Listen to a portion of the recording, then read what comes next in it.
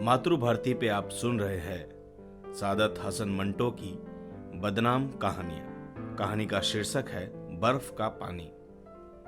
ये आपकी अक्ल पर क्या पत्थर पड़ गए हैं? मेरी अक्ल पर तो उसी वक्त पत्थर पड़ गए थे जब मैंने तुमसे शादी की। भला इसकी जरूरत ही क्या थी? अपनी सारी आज़ादी सल्ब करा ली।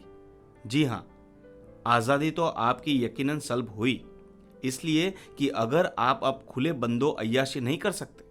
शादी से पहले आपको कौन पूछने वाला था? जिधरों मुंह उठाया चल दिया, जख मारते रहे। देखो, मैं तुमसे कई मर्तबा कह चुका हूं कि मुझसे जो कुछ कहना हो चंद लफ्जों में साफ साफ कह दिया करो। मुझे ये झिकझिक पसंद नहीं। जिस तरह मैं साफ गो हूं, उसी तरह मैं चाहता हूं कि दूसरे भी साफ गो हो। आपकी साफ गोई तो ज़र्ब उल मिस्ल बन चुकी है। तुम्हारी ये तंज खुदा मालूम तुमसे कब जुदा होगी। उतनी भौंडी होती है कि तबीयत खराब हो जाती है। आपकी तबीयत तो शगुफ्ता गुफ्तगू सुनकर भी खराब हो जाती है। अब इसका क्या इलाज है? असल में आपको मेरी कोई चीज पसंद ही नहीं। हर वक्त मुझ में कीड़े डालना आपका शुगुल हो गया है। अगर मैं आपके दिल से उतर गई हूं तो साफ साफ कह क्यों नहीं देते? बड़े साफ गो बने फिरते हैं। आप जैसा रियाकार शायद ही दुनिया के तख्त पर हो। अब मैं रियाकर भी हो गया। क्या रियाकरी करी है मैंने? हाँ, तुम्हारी नौकरों की तरह खिदमत करता हूं। बड़ी खिदमत करते हैं आप मेरी, हैं? सर पर कुरान उठाओ और बताओ कि जब से हमारी शादी हुई है कभी तुमने मेरा सर तक सहलाया है? मैं बुखार में फूंकता रहा हूं, कभी तुमने मेरी तीमारदारी की? पिछले दिनों मेरे सर में शिद्दत का दर्द था। मैंने रात को तुम्हें आवाज दी और कहा मुझे बाम दे दो, मगर तुमने करवट बदल कर कहा मेरी नींद न खराब की जाए, आप उठकर ढूंढ लीजिए। और याद है, जब तुम्हें निमोनिया हो गया था तो मैंने 7 रातें जागकर काटी थी। दिन और रात मुझे पल भर का चैन नसीब नहीं था। दिन भर सोए रहते थे आप। आपको मेरी बीमारी का एक बहाना मिल गया था। 7 छुट्टियां ली थी और दफ्तर के काम से नजात पाकर आराम करते थे। आपके सारे हिले बहाने जानती हूं। मेरा इलाज आपने किया था या डॉक्टर ने? इन डॉक्टरों को तुम बुलाकर लाई थी क्या? और दवाइयां भी क्या तुमने खुद जाकर खरीदी थी?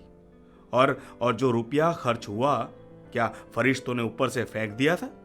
कितने सफेद झूठ बोलती हो कि मैं दिन को सोया रहता था। कसम खुदा की, जो एक लम्हे के लिए भी इन दिनों सोया हूं।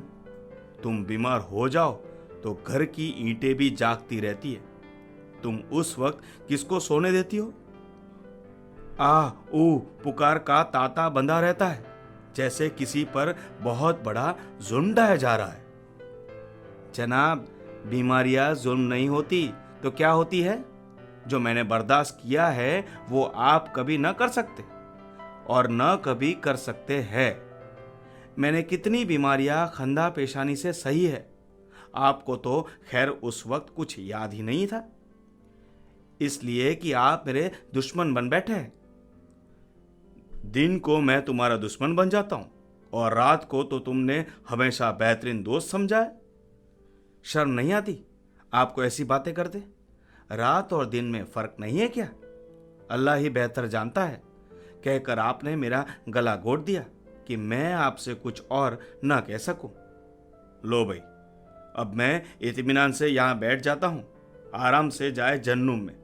तुम जो कुछ कहना चाहती हो एक ही सांस में कहती चली जाओ। मेरी सांस इतनी लंबी नहीं। औरतों की सांस के मुतल्लिक तो यही सुना था कि बहुत लंबी होती है और जबान भी माशा अल्लाह काफी दराज। आप ये महीन महीन चुटकियां ना लीजिए।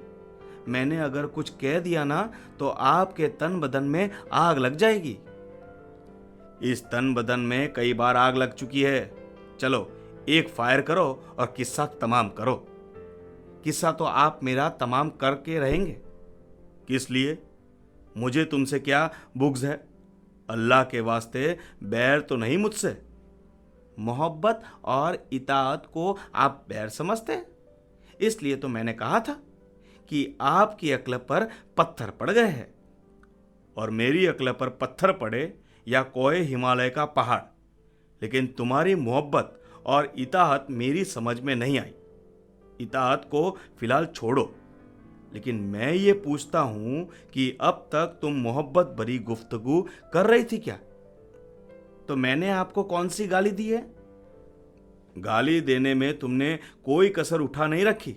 रियाकार तक तो बता दिया मुझको। इससे बदतर गाली और क्या हो सकती है? ये लो, खुला गिरेबान है। मैंने अपना सारा सर इसमें डाल दिया। अब तुम बताओ, सिर्फ तुम्हारी शक्ल नजर आती है, खौफनाक, बड़ी हैबतनाक। तो कोई दूसरी कर लीजिए जो खुश शक्ल हो। एक ही करके मन भर गया है, खुदा न करे जिंदगी में दूसरी आए। आप मुझसे इस कदर तंग क्यों आ गए हैं? मैं कतई तंग नहीं आया, बस तुम दिल जलाती रहती हो। मेरा दिल तो जलकर कोयला हो चुका है। सच पूछिए तो मैं चाहती हूं कि कुछ खा के मर जाऊं। मैं जा रही हूं। कहाँ? मैंने एक मन बर्फ मंगवाई है, उससे 4 बाल्टियों में पानी के अंदर डाल रखा है। उस ठंडे पानी से नहाऊंगी और पंखे के नीचे बैठ जाऊंगी। एक मर्तबा मुझे पहले निमोनिया तो हो चुका है, अब होगा तो फेफड़े यकीनन जवाब दे जाएंगे। खुदा हाफिज। खुदा हाफिज। खुदकुशी का ये तरीका तुमने बहुत अच्छा ढूंढा है, जो आज तक किसी को सूझा ही नहीं होगा। आपके पहलू में तो दिल ही नहीं, जो कुछ भी है बहरहाल मौजूद है और धड़कता भी है। जाओ, यख आलूद पानी से नहाकर पंखे के नीचे बैठ जाओ। जा रही हूं, आपसे चंद बातें करनी है। जरूर करो।